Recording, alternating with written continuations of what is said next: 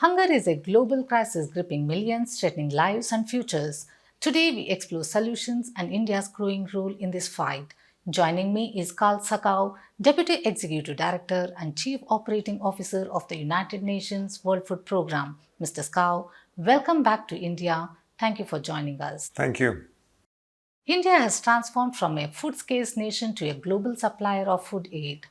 How vital is India's partnership with the World Food Programme in tackling hunger hotspots, and what makes India's approach a game changer?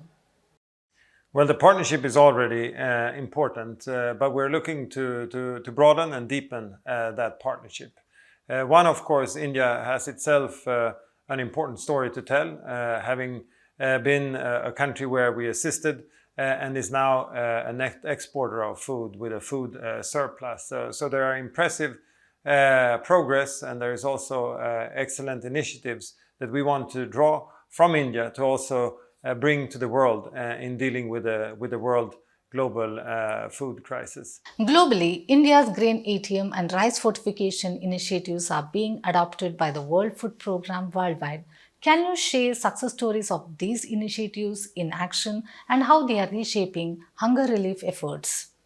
I think one of the key issues for us is to look at efficiency and effectiveness. And here, India has successful initiatives around smart warehousing, around supply chain optimization.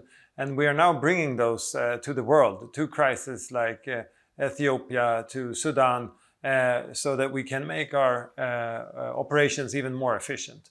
The big issue we have before us is that the needs keep growing, and now the resources are coming down, and we need to try to tap that gap. And one way of doing so is to be more efficient and to draw on these innovative solutions that India can help scale also for the world.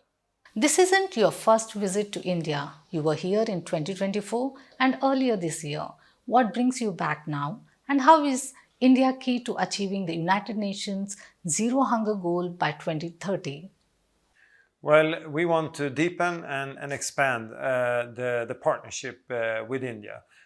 We would like to bring the initiatives, the ideas, the solutions that India has to the world. But we also are here to agree on a way to procure Indian rice in a predictable way that we can fast access and to a good quality. But we're also looking at India with its global influence to try help us promote humanitarian access and solutions in places like Afghanistan, Myanmar, Yemen and beyond. And if you can talk about the agreement, that MOU that you're going to sign with Government of India?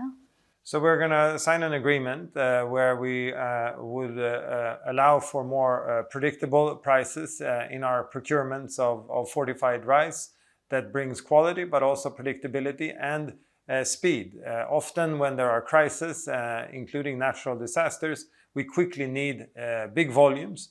And that's something that India can provide with the surpluses they now have. India's National Food Security Act and midday meal scheme feed millions daily. How can these models be adapted for countries in crisis like Sudan and Haiti? And what role can India play in sharing this expertise?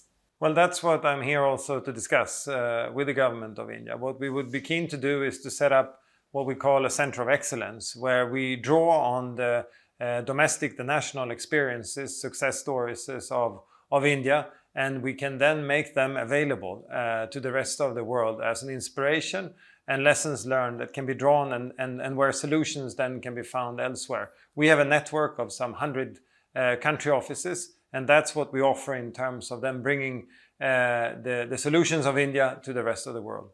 Gaza faces a catastrophic famine with 500,000 people starving. What are the immediate challenges in delivering aid, and how can India's diplomatic and humanitarian influence help open access? Well, WFP has been in Gaza also before the war, and we have been working there now throughout the war, assisting approximately 1 million people per month. Right now, it's the worst we have seen it ever. We have a declaration now of famine in parts of Gaza, and unless there is a turn of events, we will see a starvation crisis in Gaza. We're already seeing children dying, mothers dying of starvation, and we are really now pushing to be able to do more. We have enough food on the borders to feed the entire population for 3 months. What we need is really access. We need to be able to get also to the most vulnerable people. We're now averaging around 100 trucks maybe per day. We need to get to 300-400 trucks. That's the only way to turn this around. We showed back in February that we can do it. February, there was a ceasefire of 40 days. We brought over 8,000 trucks in. We opened 25 bakeries. We had hundreds of soup kitchens, and we turned the situation around. We can do that again if we're allowed. And obviously what's needed is a ceasefire. And India, like the rest of the world community, basically is pushing for that ceasefire. We're hopeful, but it's urgent. It has to happen now, because every day children are dying. World Food Programme faces 40% funding cut this year, with US ending its support, hitting South Asia hard. How will this impact Afghanistan and Rohingya in Bangladesh, and what can India do to mitigate the shortfall? Well, I think it's important to say that it's not only the US that is cutting. It's also traditional partners in Europe, UK, the European Union, Germany. So it's across the board. Many countries are shifting priorities away from humanitarian assistance. And that is happening at a time when the needs are going up. There are some countries where it's hitting hard. Afghanistan is one of those. 3 years ago, we were assisting almost 10 million people in Afghanistan. We are now assisting between 1 to 2 million. And we are cutting basically from the hungry to give to the starving. The problem with that is that next year, the hungry will be the starving. And so the envelope, the number of people who are starving will increase. We are extremely worried about the winter coming in Afghanistan, because we have not been able to do the pre-positioning. In past years, we have been able to reach those communities that during winter are locked down because of the snow. And now we have not been able to do this. So we fear that next year we will see an even worse situation in Afghanistan. In Cox's Bazar, with the Rohingya refugees, we have a different situation. About 1 million people who have nowhere else really to turn. They cannot integrate and work, nor can they go back to Myanmar. They depend on our assistance. And so if we cut our assistance, they either starve or they have to turn to negative coping mechanism, as we call it. And I think the international community need to figure out a way now on how to support the 1 million Rohingya refugees in Cox's Bazar. There is no solution, but we are pushing for the world community to come together. And obviously India, being a neighboring country, has an important role to play in that discussion. With limited funds, how does the World Food Programme decide who gets aid and who doesn't? What's the human cost of these tough calls in hunger hotspots? So we are assisting around 100 million people out of the 320 that are acutely food insecure. Some of it can be covered by governments in some context. Some of it can be covered by other international actors like the World Bank. But in many contexts, we are forced to prioritize. And as I mentioned, in some countries, it's quite dramatic, like in Afghanistan. What we are trying to do is to find the right balance between not cutting the level of assistance we are giving so it becomes meaningless. If you need one set of food to survive over a month, if we cut that by 50%, maybe it doesn't become meaningful in assistance. So, but that's one way of course, cutting our assistance, the amount of assistance that we give. We then need to look, instead of cutting the number of people, and what we try then to do is to say, who are the most vulnerable? Is it the women and children? Is it the women that are widowed and don't have anyone who can work and help them? Is it the disabled?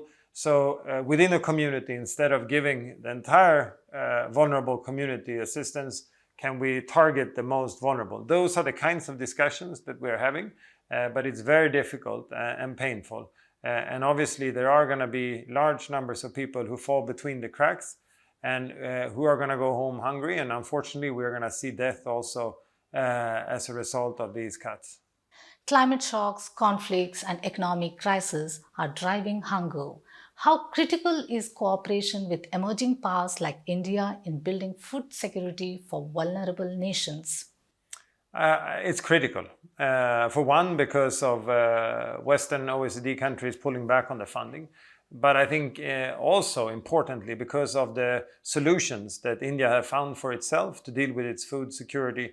And those are more relevant in parts of Africa or in Asia than frankly the more recent experiences in Europe or North America. And so also when it comes to ideas and solutions, India, Brazil, South Africa has a lot to offer. But also on the diplomacy front, India has increasing influence. And so in dealing with conflicts and crises, India has an important voice, whether that's bilaterally via the G20 or as a regional superpower. And so again, excited to be here in Delhi. We have a long agenda, a lot of issues to discuss. But the partnership with India is critical to us at the World Food Programme. Hunger is surging again globally. What is the current scope of this crisis and what are the main forces, conflict, climate, or economics, pushing millions towards starvation? Well, I would highlight conflict for sure. 2/3 of the people who are today acutely food insecure is because of conflict. And it's increasing not only Gaza, but in South Sudan, in the eastern Congo, Haiti. There are many other examples where the conflict is increasing. But often it's a combination of the three. Somalia, for example, continues to struggle with insurgency of Al-Shabaab, but it's also hit by both drought and floods in different parts of its country and have now seen dramatic food inflation or inflation of food prices over the past few months. So you have one country who's basically seeing a perfect storm of the three, pushing more people into hunger. So it's hard to pick one, but certainly conflict is the main driver at the moment. The World Food Programme's 2019 Nobel Peace Prize recognized its role in linking food security to peace. How is the World Food Programme building on this legacy to fight hunger today, and where does India fit in? Well, unfortunately, it's hard to be hopeful right now because there are increasing numbers of conflicts. But we are, of course, highlighting food as the key element here. If there is no food security, there is no national security, there is no peace. And if in a world now where there are increasing polarization, increasing divide, we believe that if there is one thing that the world can come together on, it's that no child should walk hungry. We think that India has an important voice to play in that endeavor as an important actor in the United Nations, in the G20, to really put food security on the agenda and push the world towards this vision of zero hunger. World Food Programme's partnership with India has delivered remarkable results. Can you highlight key achievements and how the collaboration is inspiring global hunger solutions? I think it's hard to point to one thing, but maybe if I pick one, it's around the supply chain optimization that we have been supporting for your own food distribution programs, and where there has been gains up to $30 million in terms of savings. We are now bringing those solutions also to our operations in places like Ethiopia and Sudan. And by doing so, with less money, we are going to be able to do more. And I think that's the story of today. How do we do more with less? And India has important stories to tell on that. To our viewers in India and beyond, what's your urgent message about the hunger crisis? How can governments, businesses, and individuals step up to make a difference? Well, I think one is to bring attention. We have some attention around Gaza, but we have much less attention around countries like Sudan, Haiti, the Congo, which is also suffering a crisis that if this would have been at any other time, it would have been at the top of the agenda. So I thank you for giving me this opportunity because I think the attention is important. Second is, of course, to then turn that attention into engagement and support. WFP has an impressive machinery. We're always on the front lines. We deliver effectively, we save lives. And so we hope that India and Indians, also private sector and private individuals, will step forward and add resources and money to our operations, but also their political weight and their diplomatic weight to promote our operations worldwide. Mr. Skau, thank you for your powerful insights and for spotlighting India's vital role in the fight against the hunger. No, thank you for having me. This is a call to action for all of us. Hunger is a shared challenge and India's leadership offers hope. Stay tuned to PTI for the stories that matter most.